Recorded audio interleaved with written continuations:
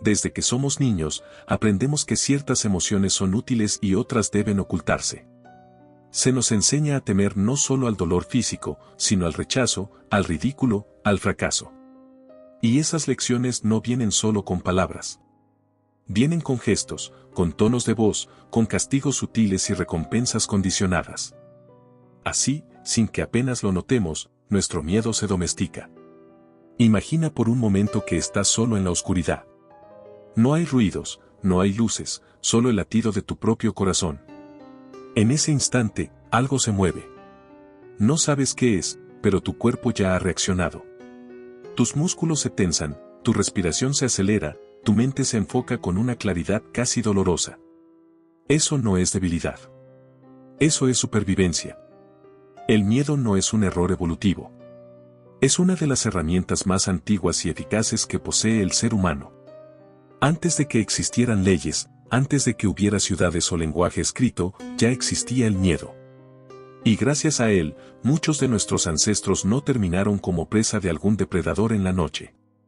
Pero lo que alguna vez fue una respuesta puramente biológica ha sido transformado. Hoy, el miedo ya no responde solo a colmillos o abismos.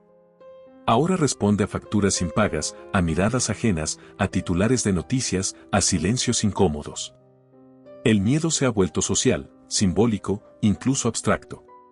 Y en esa transformación, ha dejado de pertenecernos del todo. La familia es el primer laboratorio emocional. Allí, el miedo deja de ser instinto para convertirse en norma. No toques eso, podrías lastimarte. No hables así, podrían malinterpretarte. No salgas tarde, algo podría pasarte. Cada advertencia, por bien intencionada que sea, graba una huella en la psique. Y con el tiempo, esas huellas forman caminos que recorremos sin cuestionar. Luego llega la escuela. Allí, el miedo se vuelve colectivo. Ya no se trata solo de evitar el peligro personal, sino de no destacar demasiado, de no equivocarse frente a los demás, de no ser el diferente. El miedo al juicio ajeno se convierte en un freno invisible, más poderoso que cualquier regla escrita. Y después, la religión, la cultura, los medios. Cada uno añade su propia capa de amenazas invisibles. El pecado, la desgracia, la enfermedad, el caos social. Todas ellas son versiones modernas del mismo mecanismo ancestral, mantener el orden mediante la anticipación del peligro. Lo interesante no es que sintamos miedo, sino que aceptemos sin dudar que debemos temer. Rara vez nos preguntamos quién define esos peligros. ¿Es realmente peligroso lo que dicen que lo es? ¿O simplemente es útil que lo creamos peligroso? Piensa en esto. Un niño no teme a la oscuridad hasta que alguien le dice que hay monstruos en ella. Un adulto no teme a ciertas ideas hasta que se le presenta como una amenaza al orden establecido. El miedo, en su forma social, es siempre una narrativa. Y toda narrativa tiene un autor. Esa domesticación del miedo es esencial para la convivencia. Sin cierto nivel de temor compartido, sería imposible coordinar a millones de personas. Pero también es esencial para el control. Porque una vez que alguien sabe que te asusta, puede predecir tus movimientos, limitar tus decisiones e incluso hacerte creer que actúas por tu propia voluntad. El miedo domesticado no grita. Susurra. No te empuja con violencia, sino que te guía con sugerencias. Te dice que es mejor no arriesgarte, que es más seguro obedecer, que es más prudente callar. Y lo hace tan suavemente que ni siquiera notas que has dejado de elegir. Este tipo de miedo no necesita celdas ni cadenas. Funciona mejor cuando crees que lo llevas dentro por naturaleza. Cuando piensas que es parte de ti, en lugar de un programa instalado desde fuera. Y ahí reside su verdadero poder. Porque mientras el miedo biológico te protege de lo real, el miedo social te protege de lo que otros quieren que creas que es real. Y en esa diferencia, se construyen imperios, se mantienen jerarquías, se dirigen sociedades enteras. No se trata de eliminar el miedo. Eso sería tanto como desconectar una alarma vital. Se trata de reconocer cuando ese miedo ya no responde a tu supervivencia, sino a la agenda de alguien más. Cuando ha dejado de ser tuyo para convertirse en un instrumento de otro. Observa cómo reaccionas ante ciertas palabras. Seguridad. Emergencia. Amenaza. Crisis. ¿Sientes una ligera contracción en el pecho? ¿Una urgencia por saber más, por actuar, por obedecer? Eso no es casualidad. Es condicionamiento. Y ese condicionamiento comienza mucho antes de que entiendas lo que es la política o la economía. Comienza en la cuna, en el primer no que escuchas, en la primera vez que te castigan con el silencio o con la mirada fría. Allí se planta la semilla. Con el tiempo, esa semilla crece y se ramifica. Se convierte en miedo al desempleo, al aislamiento, al futuro incierto. Y aunque parezca personal, íntimo, individual, en realidad es profundamente colectivo.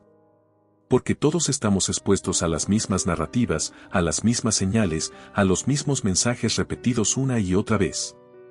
El miedo domesticado es eficiente porque no requiere fuerza. Basta con mantener viva la sensación de que algo malo podría suceder si no sigues las reglas. Y como nunca sabes cuándo ocurrirá, prefieres no arriesgarte. Prefieres obedecer. Prefieres callar.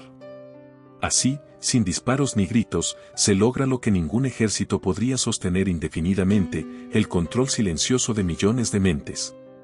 No por coerción, sino por consentimiento emocional. Porque crees que estás protegiéndote, cuando en realidad estás siendo guiado. Y lo más inquietante es que este proceso no es conspirativo. No necesita villanos con capa. Funciona porque es útil. Para la estabilidad, sí, pero también para quienes se benefician de esa estabilidad selectiva. El miedo bien administrado es el lubricante del poder. Por eso, comprender el miedo no es solo un ejercicio psicológico. Es un acto estratégico. Porque quien entiende cómo se fabrica el miedo, también entiende cómo se desarma. Y en un mundo donde la ansiedad es moneda de cambio, la lucidez es la verdadera rebelión. Así que la próxima vez que sientas ese nudo en el estómago ante una noticia, una advertencia o una predicción catastrófica, pregúntate, ¿esto es real, o es una historia que me han enseñado a creer? Porque la respuesta a esa pregunta define no solo tu libertad, sino tu capacidad de actuar en el mundo con claridad. Recuerda que el miedo no siempre se presenta como tal. A veces se disfraza de prudencia, de responsabilidad, incluso de amor. Te dicen que te cuidan, cuando en realidad te limitan. Y lo aceptas, porque confías. Pero la confianza sin discernimiento es la puerta abierta a la manipulación emocional. Este es solo el comienzo. Porque si ya desde pequeños aprendemos que temer, imagina lo que ocurre cuando millones de personas comparten los mismos miedos. Ahí es donde el miedo deja de ser personal y se convierte en una herramienta de ingeniería social. Y eso, justamente, es lo que exploraremos a continuación. Si este análisis sobre los orígenes del miedo social te ha hecho reflexionar, considera suscribirte al canal. Aquí no buscamos asustarte, sino ayudarte a ver con tus propios ojos. También explorará cómo ese miedo individual se convierte en pánico colectivo, y por qué las masas reaccionan de forma tan predecible ante ciertas señales. No te lo pierdas. Cuando una persona siente miedo, reacciona. Pero cuando miles lo sienten al mismo tiempo, algo diferente ocurre. Ya no se trata de una respuesta individual, sino de una corriente emocional que arrastra, distorsiona y redefine la realidad. El miedo colectivo no es simplemente la suma de miedos individuales. Es un fenómeno propio, con sus propias reglas, sus propios ritmos y, sobre todo, sus propios usos. Imagina una multitud en una plaza. Todo está tranquilo hasta que alguien grita "el fuego". No importa si hay llamas o no. En cuestión de segundos, el pánico se propaga. Las personas empujan, corren, tropiezan. La racionalidad desaparece. Lo que antes era orden se convierte en caos. Y todo por una sola palabra. Eso no es irracionalidad pura. Es psicología predictiva en acción.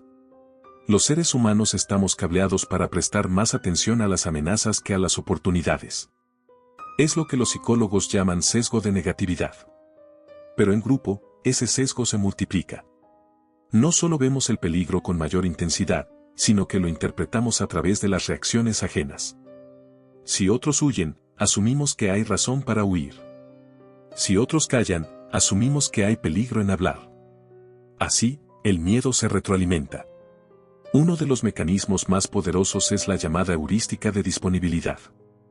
Básicamente, creemos que algo es más probable si podemos recordarlo con facilidad. ¿Y qué es más fácil de recordar? Justamente aquello que los medios, las autoridades o las redes sociales repiten una y otra vez.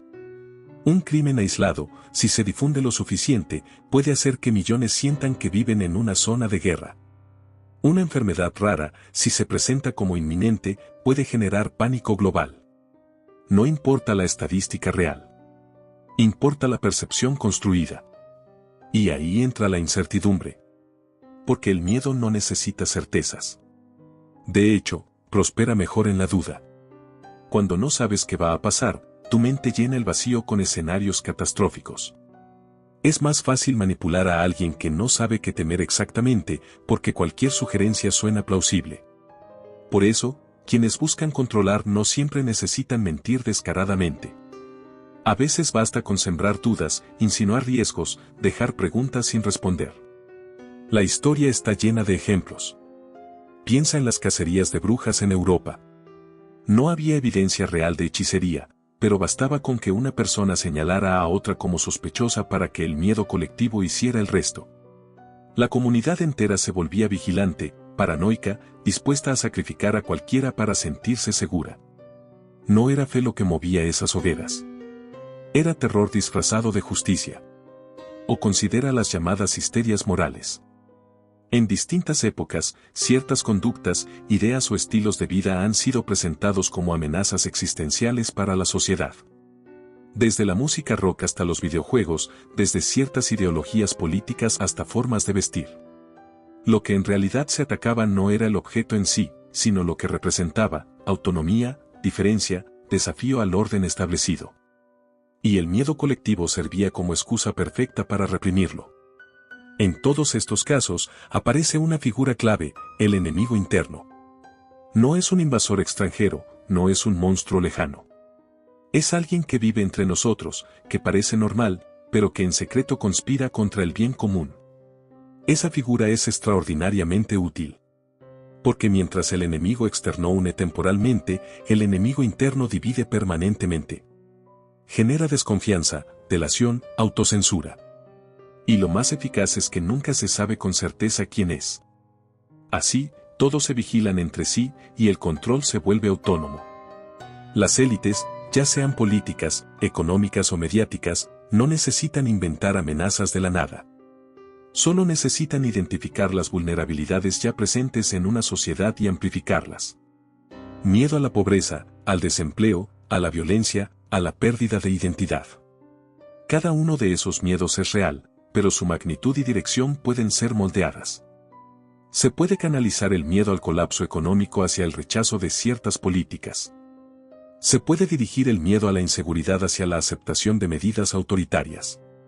Se puede transformar el miedo a lo desconocido en hostilidad hacia los extranjeros.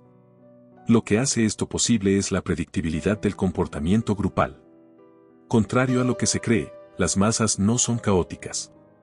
Son profundamente predecibles. Responden a patrones emocionales que se repiten una y otra vez. Y quien entiende esos patrones puede anticipar, guiar e incluso orquestar reacciones enteras sin que nadie note la mano que mueve los hilos. Aquí surge una paradoja fascinante. El miedo colectivo, al mismo tiempo que paraliza, también une. Cuando un grupo comparte un enemigo, real o imaginario, se fortalece internamente. Surge solidaridad, cooperación, sentido de pertenencia. Pero esa cohesión tiene un precio: la exclusión del otro. Y muchas veces, ese otro es arbitrario. Puede ser un grupo étnico, una clase social, una ideología, o simplemente quien piensa distinto. Por eso, el miedo colectivo es tan valioso estratégicamente. No solo controla, sino que organiza. No solo silencia, sino que moviliza. Y lo hace sin necesidad de explicaciones complejas. Basta con repetir una narrativa lo suficiente, con el tono adecuado, en el momento preciso. El resto lo hace la psicología humana por sí sola. Observa cómo, en tiempos de crisis, las personas buscan líderes fuertes, decisiones rápidas, soluciones simples. La complejidad se vuelve intolerable. Y en ese estado de vulnerabilidad emocional, se aceptan medidas que en tiempos normales serían impensables. Leyes restrictivas, vigilancia masiva, recortes de libertades. Todo en nombre de la seguridad. Todo justificado por el miedo. Pero lo más inquietante no es que esto ocurra. Es que funcione tan bien, una y otra vez, a lo largo de la historia. Porque aunque creamos que vivimos en la era de la información, seguimos respondiendo a los mismos impulsos ancestrales. Solo que ahora, en lugar de lobos en la oscuridad, tememos a virus invisibles, colapsos financieros, o a vecinos que podrían delatarnos. El miedo colectivo no necesita pruebas. Necesita resonancia emocional. Y cuando encuentra esa resonancia, se convierte en una fuerza más poderosa que cualquier ley, que cualquier ejército. Porque actúa desde dentro, sin que quien lo siente se dé cuenta de que está siendo guiado. Entender esto no es para caer en paranoia. Es para recuperar la agencia. Porque si sabes cómo se construye el pánico grupal, puedes resistir su influencia. Puedes preguntarte, ¿estoy reaccionando a un peligro real, o a una narrativa diseñada para provocar una reacción específica? ¿Estoy actuando por mi propio juicio, o por la presión invisible de la ansiedad colectiva? Porque en última instancia, el verdadero peligro no es lo que tememos, sino lo que estamos dispuestos a aceptar por temor a algo peor. Y en ese punto, dejamos de ser ciudadanos libres para convertirnos en piezas de un sistema que nos maneja con solo susurrar la palabra correcta en el momento adecuado. A continuación, descubriremos cómo el lenguaje se convierte en la herramienta más útil para moldear nuestros miedos, y por qué las palabras que usamos definen lo que creemos posible. Hay algo que ocurre antes de que sientas miedo. Algo tan sutil que rara vez lo notas. No es un grito, no es una imagen violenta, no es siquiera un hecho concreto. Es una palabra. Una frase. Un tono. Un encuadre. Porque el miedo no nace en el vacío. Nace en el lenguaje. Y quien controla el lenguaje, controla la emoción. Piensa en esto. Dos personas pueden describir exactamente la misma situación con palabras distintas y provocar reacciones completamente opuestas. Estamos en peligro genera pánico. Estamos ante un desafío genera determinación. El hecho no cambia. Solo cambia la narrativa. Y esa narrativa decide si actúas con claridad o con temor. El lenguaje no describe la realidad. La construye. Y en esa construcción, ciertas palabras se convierten en armas silenciosas. Toman formas aparentemente inocentes, como seguridad, emergencia, amenaza o nuevo normal, pero llevan consigo cargas emocionales profundas. No te informan. Te preparan. Te predisponen. Te programan. Una de las técnicas más poderosas es la metáfora. Porque las metáforas no solo explican, deciden cómo debes sentirte. Decir que hay una guerra contra el crimen no es solo una figura retórica. Es una declaración de hostilidad. Implica que hay un enemigo, que se necesita disciplina militar, que las reglas civiles pueden suspenderse. Y así, sin violencia explícita, se justifica la represión, la vigilancia, la pérdida de derechos.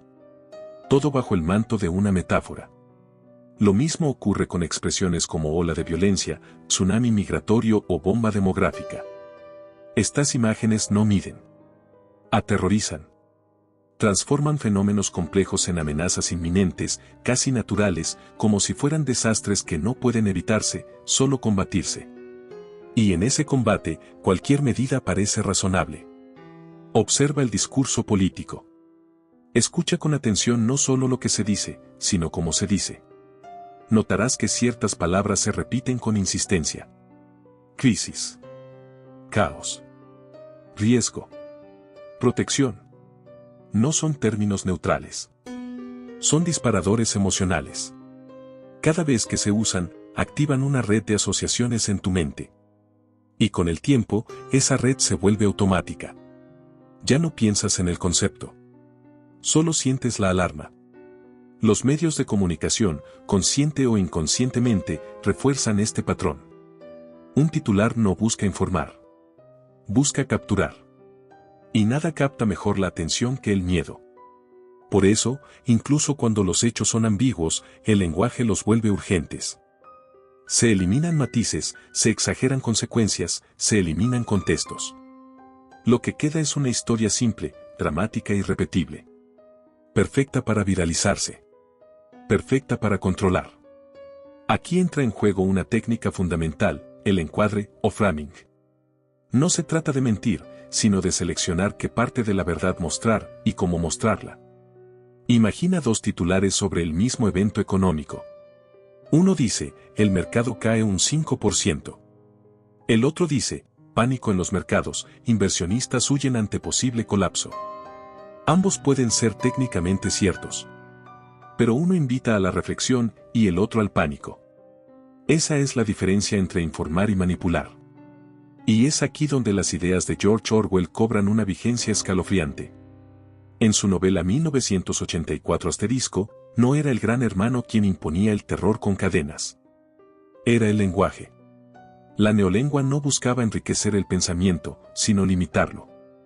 ¿Por qué si no tienes palabras para nombrar la libertad, cómo puedes desearla? Si solo existen términos que describen obediencia, lealtad y peligro, tu mente se adapta a ese universo. Orwell entendió que el control total comienza cuando se redefine el significado de las palabras. Michel Foucault, por su parte, mostró que el poder no solo reprime. También produce. Produce verdades, categorías, normas. Y una de esas producciones es lo que consideramos normal o peligroso. Lo que hoy llamamos riesgo social, comportamiento desviado o amenaza a la salud pública no son descubrimientos científicos neutrales. Son construcciones discursivas que definen quién debe ser vigilado, corregido o excluido. Y detrás de cada definición hay intereses, instituciones y estructuras de poder. Lo más eficaz del lenguaje del miedo es que se viste de bondad. Rara vez se presenta como coerción. Se presenta como cuidado. Es por tu seguridad. Es por el bien común. Es para proteger a los más vulnerables. Y frente a esas frases, cuestionar se vuelve moralmente sospechoso. ¿Acaso no te importa la seguridad? ¿No te preocupas por los demás? Así, la obediencia se convierte en virtud y la duda, en egoísmo. Este mecanismo es especialmente potente porque opera en el plano moral. No te obligan a callar. Te hacen sentir que deberías callar. No te prohíben pensar distinto. Te hacen creer que pensar distinto es peligroso, irresponsable, incluso cruel. Y así, la autocensura florece sin necesidad de leyes. Incluso en conversaciones cotidianas, el lenguaje del miedo se infiltra. Frases como más vale prevenir que lamentar o nunca se sabe lo que puede pasar parecen prudentes, pero en realidad fomentan una mentalidad de anticipación constante al desastre. Vives no en el presente, sino en una sombra de posibles futuros catastróficos. Y en esa sombra, la acción se paraliza, la creatividad se reduce y la sumisión se vuelve racional.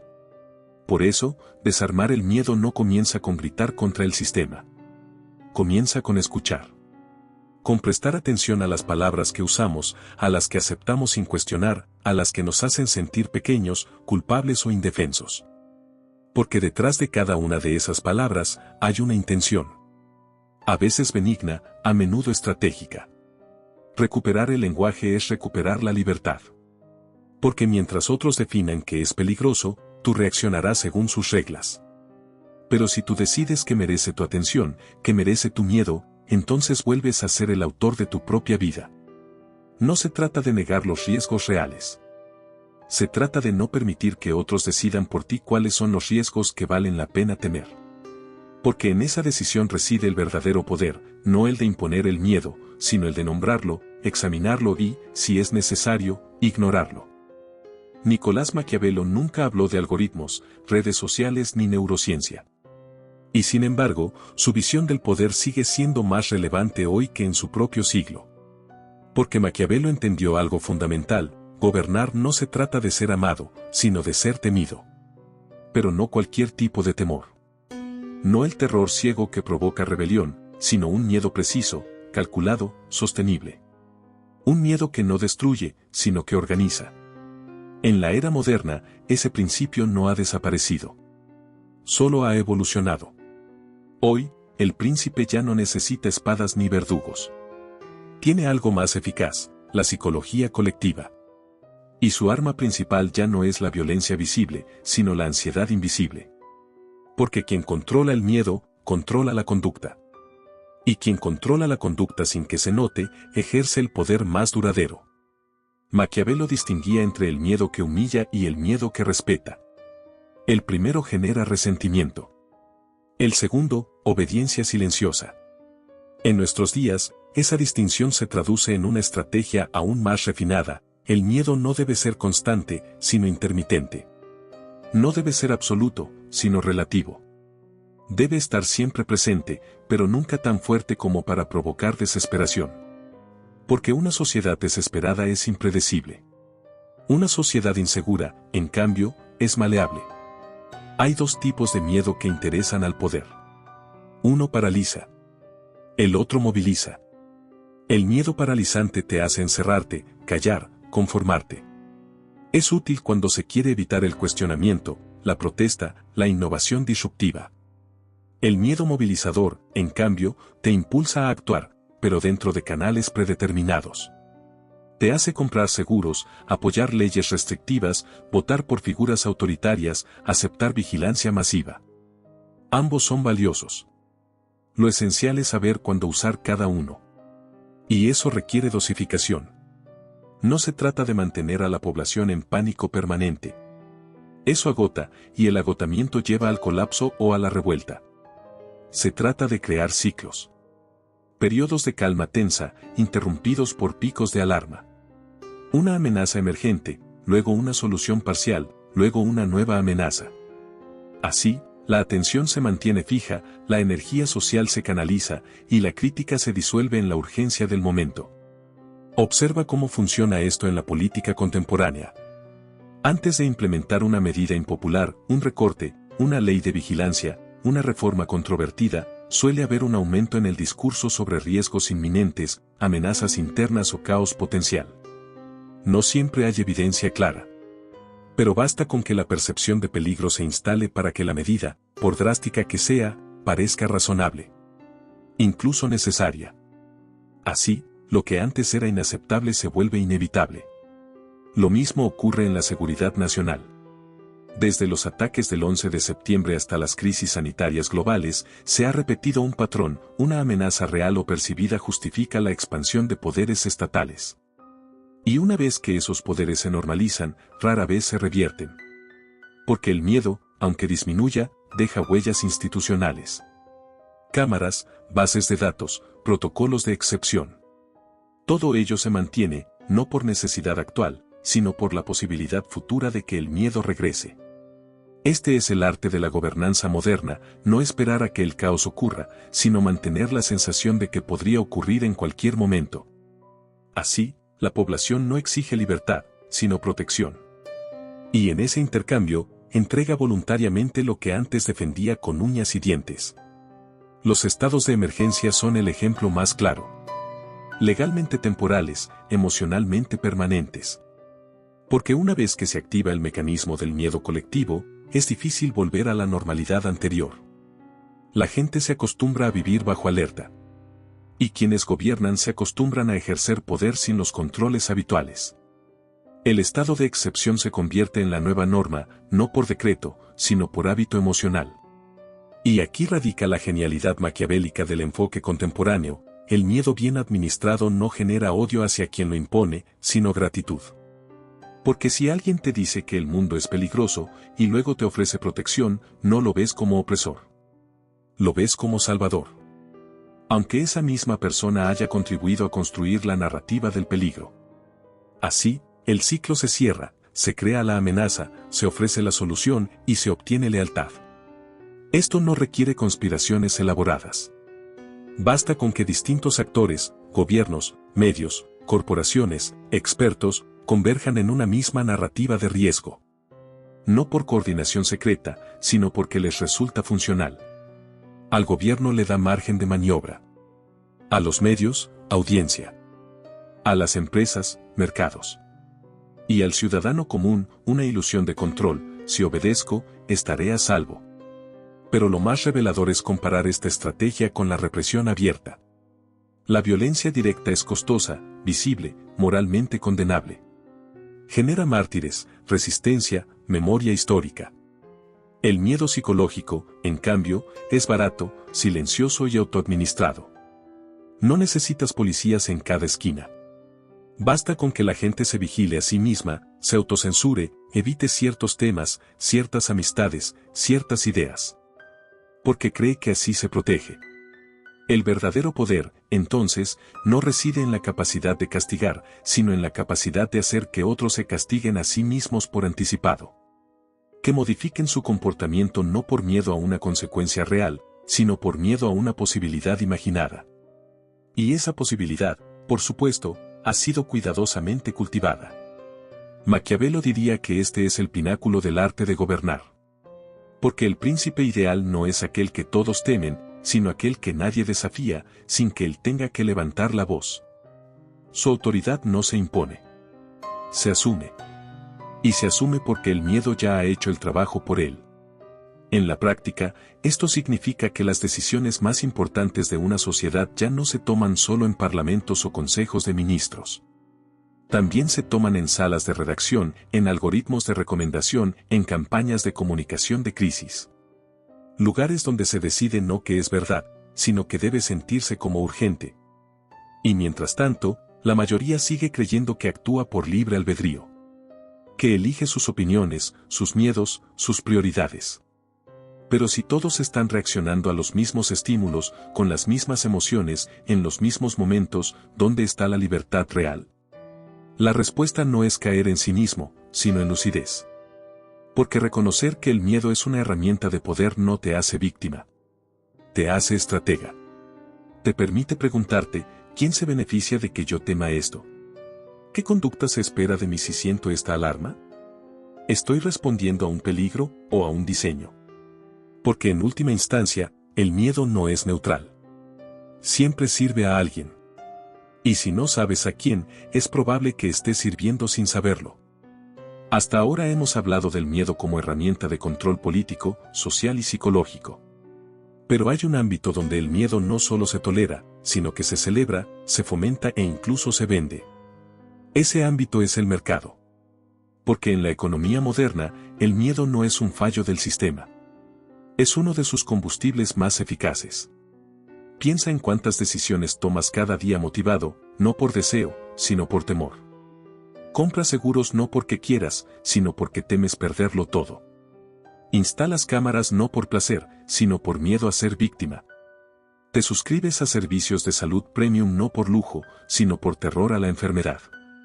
Incluso eliges ciertos alimentos, productos de limpieza o aplicaciones de bienestar movido por una ansiedad constante, la de no estar suficientemente protegido. El miedo, en este contexto, se ha convertido en un bien comercializable. No se vende solo un producto. Se vende la ilusión de seguridad. Y esa ilusión tiene un precio que millones están dispuestos a pagar una y otra vez, sin cuestionar.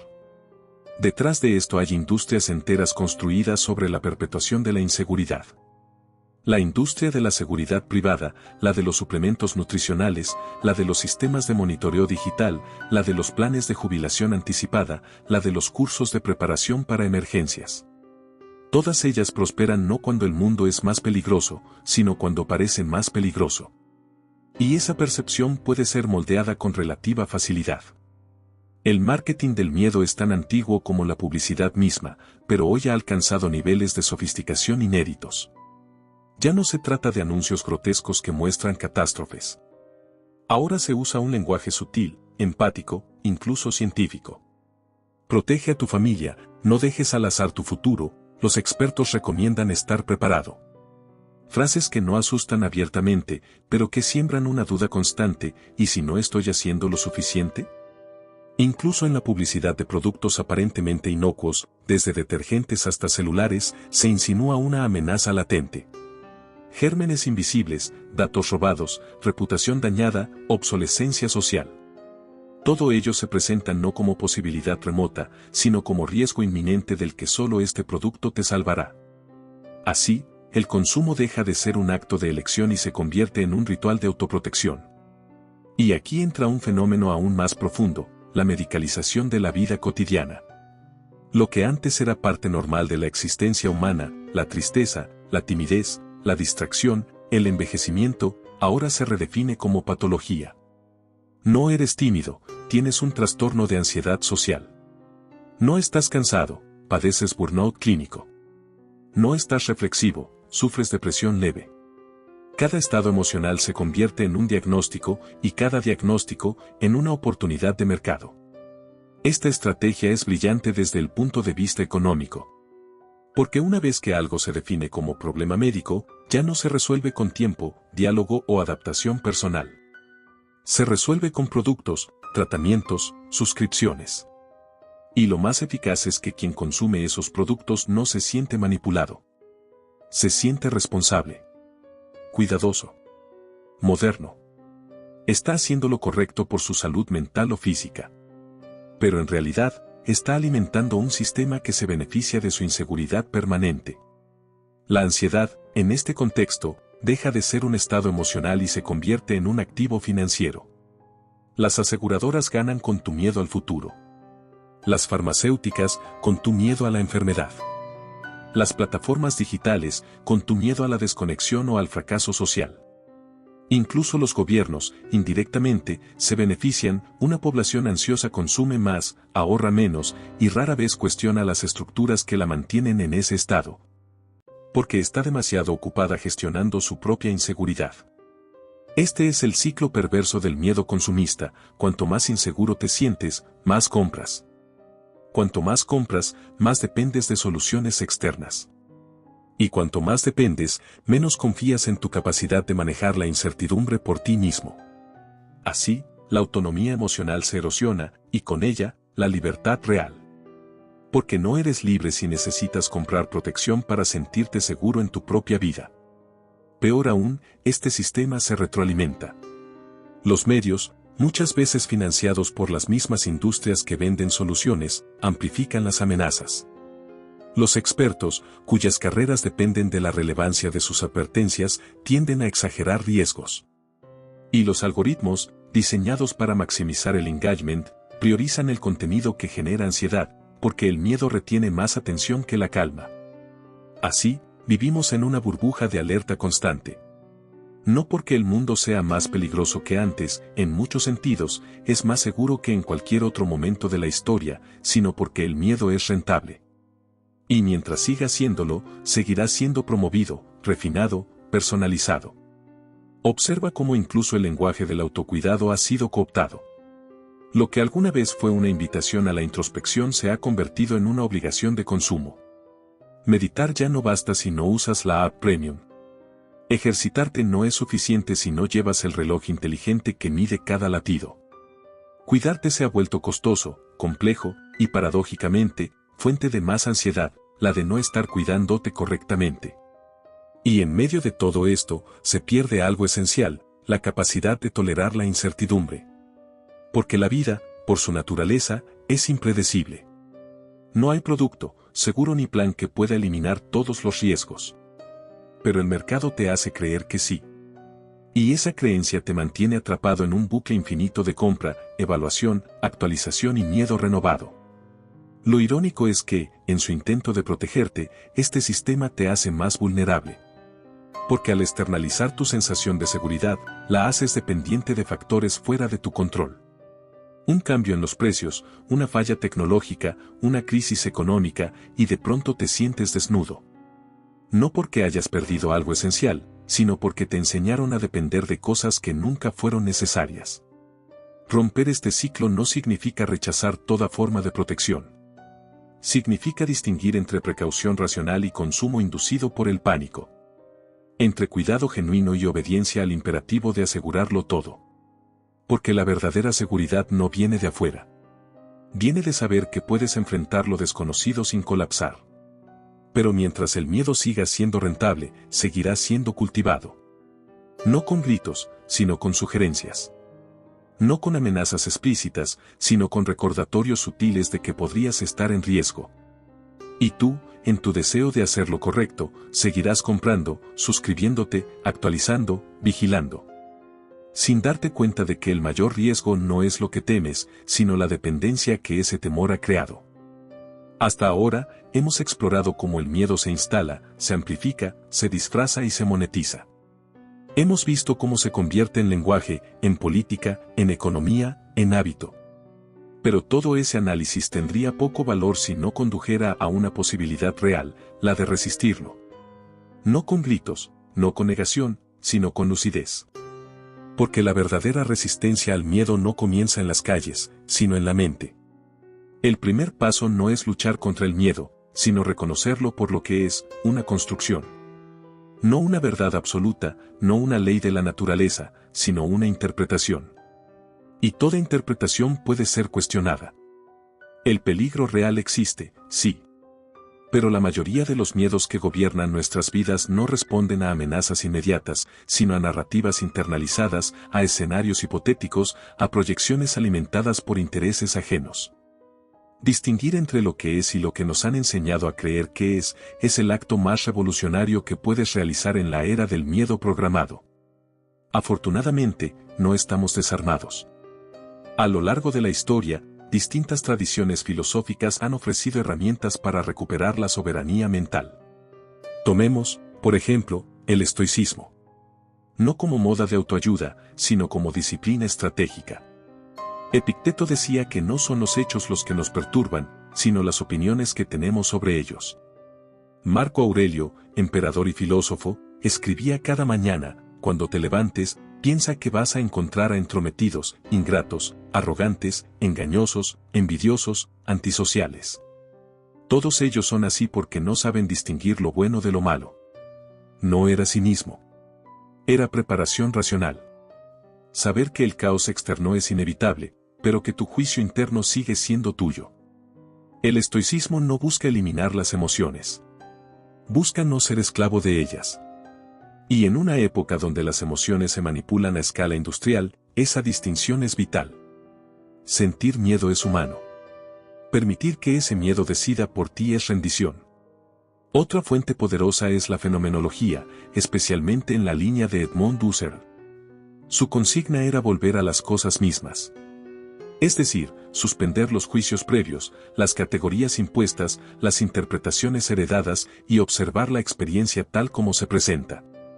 Aplicado al miedo, esto significa preguntarse: ¿qué estoy percibiendo realmente aquí? ¿Qué es el hecho, y qué es la historia que le he pegado encima? Esta práctica, llamada epoché o reducción fenomenológica, permite crear un espacio entre el estímulo y la reacción. Y en ese espacio, nace la libertad. Junto a estas corrientes, el escepticismo crítico también es indispensable. No el escepticismo paralizante que niega toda posibilidad de conocimiento, sino el que exige evidencia antes de conceder credibilidad. El que se pregunta: ¿quién dice esto? ¿Qué gana con que yo lo crea? ¿Hay otras formas de interpretar lo mismo? Este tipo de duda no es debilidad. Es higiene mental. En un mundo donde las narrativas de urgencia se multiplican a cada segundo, la duda estratégica es la vacuna contra la manipulación emocional. La psicología cognitiva moderna refuerza estas ideas. Sabemos hoy que gran parte del miedo surge de sesgos automáticos, catastrofización, lectura mental, razonamiento emocional. Creemos que algo terrible va a ocurrir, asumimos que otros piensan lo peor de nosotros, o damos por cierto que si sentimos miedo, debe haber un peligro real. Estas distorsiones no son fallos morales. Son atajos mentales. Pero pueden identificarse, cuestionarse y reestructurarse.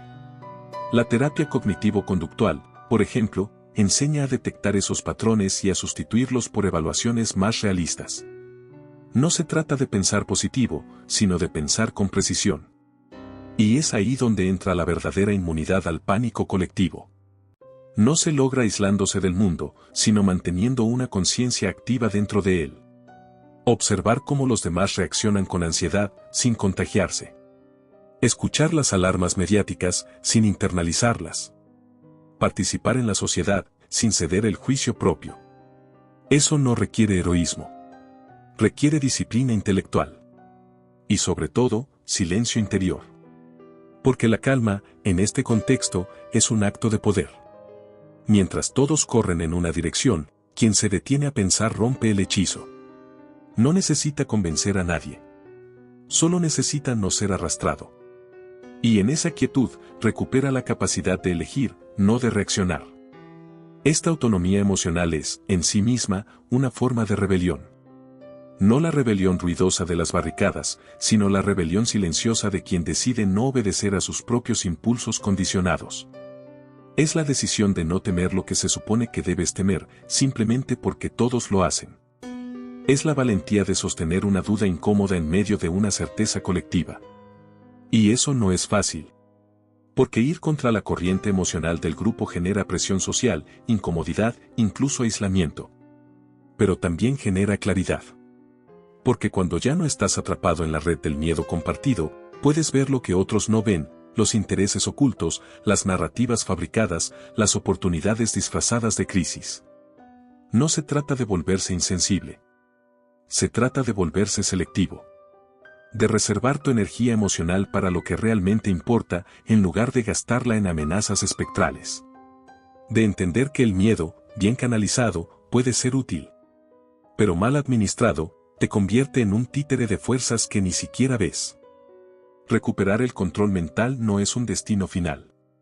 Es una práctica diaria. Un entrenamiento constante.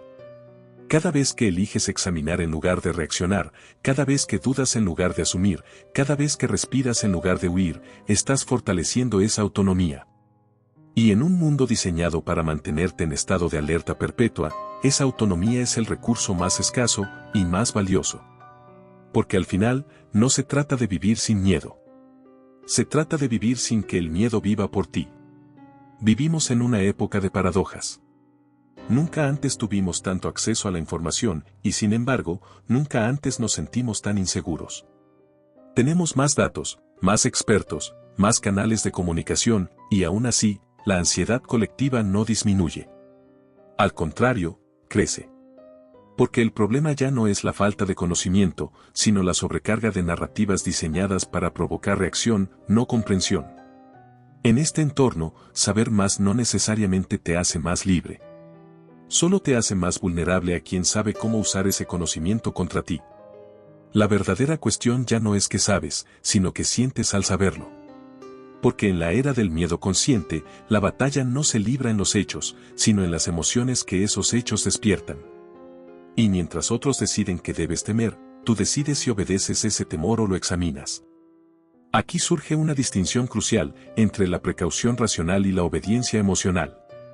La primera nace del análisis, de la evaluación de riesgos reales, de la proporción.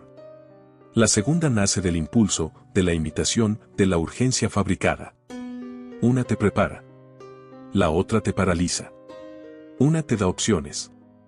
La otra te ofrece solo una salida, la que alguien ya ha trazado para ti. Ejercer el juicio libre en este contexto no es fácil. Requiere resistir la presión constante de las alarmas sociales, de las opiniones mayoritarias, de las certezas apresuradas. Significa aceptar vivir con cierto grado de incertidumbre, sin buscar refugio en soluciones simplistas. Porque la madurez intelectual no se mide por cuánto sabes, sino por tu capacidad de soportar la ambigüedad sin colapsar en el miedo. Y en eso, el miedo mismo se convierte en una prueba. No de debilidad, sino de discernimiento. Porque cualquiera puede reaccionar con pánico. Lo difícil es detenerse, respirar y preguntarse, ¿esto es real o es una historia que me han enseñado a creer? ¿Estoy actuando por mi propio criterio o por la presión invisible de una narrativa colectiva? La verdadera libertad, entonces, no consiste en la ausencia de peligro. Eso es una ilusión infantil. La verdadera libertad consiste en la capacidad de discernir cuando el peligro merece tu atención y cuando es solo ruido estratégico. Consiste en saber que puedes sentir miedo sin que ese miedo decida por ti. Consiste en mantener la calma no porque todo esté bien, sino porque confías en tu capacidad de enfrentar lo que venga. Este no es un llamado a la negación del riesgo. Es un llamado a recuperar la autoría de tus respuestas. Porque en un mundo donde el miedo se ha convertido en moneda de cambio, la lucidez es la única forma de riqueza que no pueden quitarte. Así que terminamos donde comenzamos, con una pregunta. Pero esta vez, no es una pregunta sobre el mundo. Es una pregunta sobre ti. ¿Eres tú quien decide qué temer, o ya te han programado para temer lo que conviene a otros? Gracias por haber llegado hasta aquí. Si este viaje a través de la psicología del miedo te ha dado herramientas para pensar con mayor claridad en un mundo diseñado para mantenerte en alerta, considera suscribirte al canal.